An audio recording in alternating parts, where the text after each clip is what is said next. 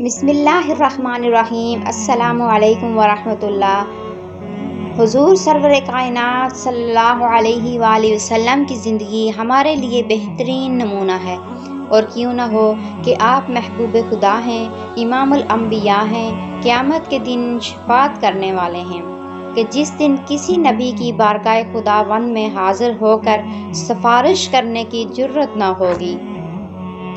آپ کی شان اتنی ہے کہ اگر مٹنے کی بات کی جائے تو دنیا ختم ہو سکتی ہے، لیکن حضور کائنات صلی اللہ علیہ وآلہ وسلم کی شان ختم نہیں ہوگی۔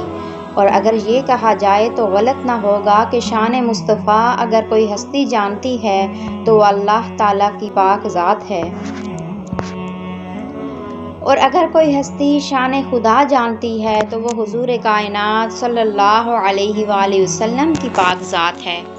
آج کا ہمارا یہ بیان حضور صلی اللہ علیہ وآلہ وسلم کی زندگی کا وہ واقعہ ہے جو ہمارے لیے مشعل راہ ہے، اور یہ واقعہ حضور صلی اللہ علیہ وآلہ وسلم کی شیطان کے ساتھ ہونے والی ملاقات کے بارے میں ہے، اور اس سے ہونے والے سوالات کے بارے میں ہے۔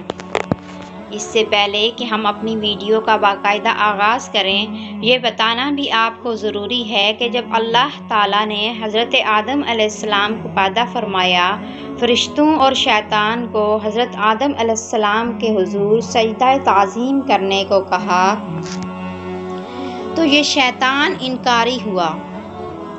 اللہ تعالیٰ نے بھی اسے لعین کو لعنت کے طوق کے ساتھ جنت سے نکال پھینکا۔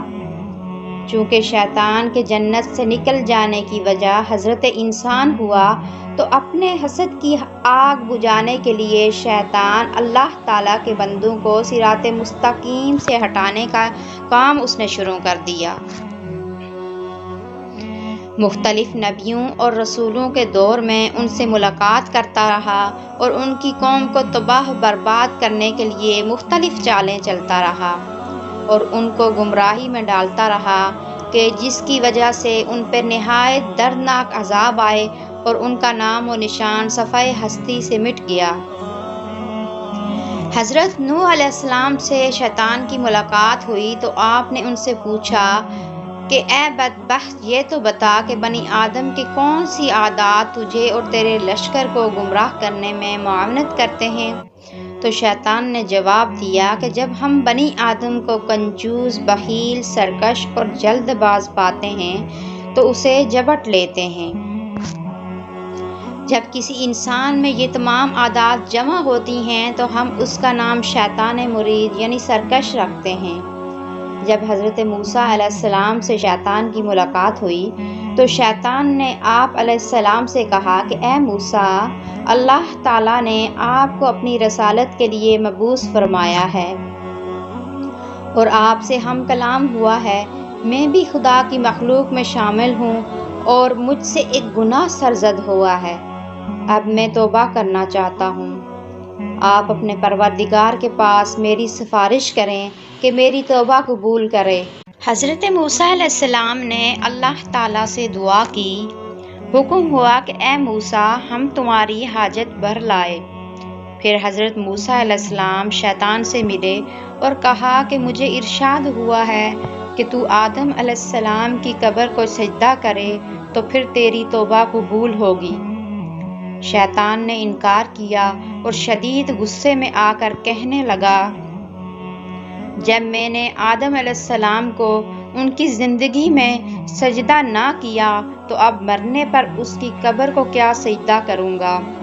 پھر شیطان نے کہا کہ موسیٰ علیہ السلام، تم نے اپنے پروردگار کے ہاں جو میری سفارش کی ہے، اس لیے تمہارا مجھ پر ایک حق ہے، تم مجھ کو 3 حالتوں میں یاد کیا کرو، ایسا نہ ہو کہ تم ان 3 وقتوں میں ہلاک کر دو۔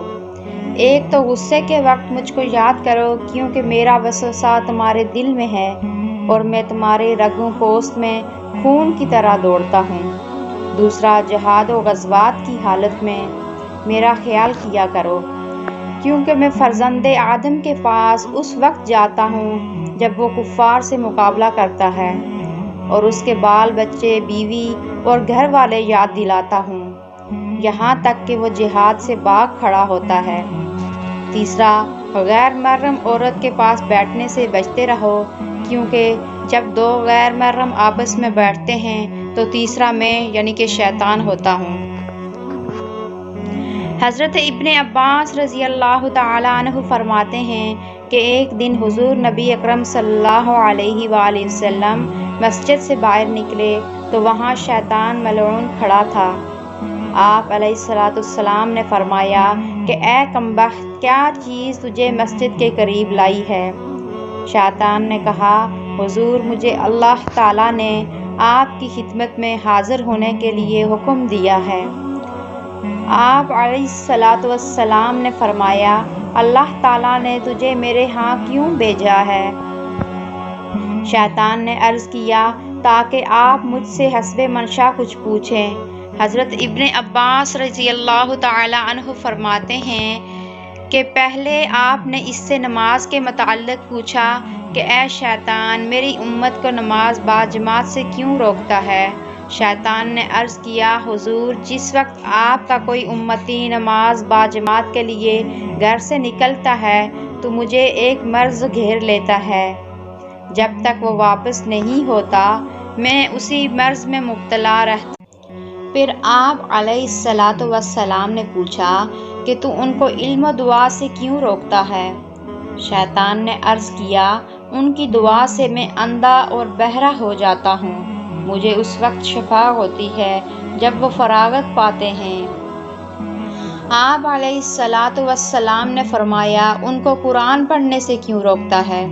شیطان نے عرض کیا کہ جب وہ قرآن پاک پڑھتے ہیں تو میں آگ میں پڑا رہتا ہوں۔ پھر آپ صلی اللہ علیہ وآلہ وسلم نے فرمایا کہ ان کو جہاد سے کیوں روکتا ہے؟ شیطان نے عرض کیا، جب وہ جہاد کے لیے نکلنے کا ارادہ کرتے ہیں یا نکلتے ہیں تو اس وقت میرے قدموں میں زنجیر ڈالے جاتے ہیں یہاں تک کہ وہ واپس نہ لوٹیں۔ اسی طرح جب وہ حج کو جاتے ہیں تو ان کی واپسی تک میرے گلے میں توق اور پاؤں میں زنجیر ڈال دیے جاتے ہیں۔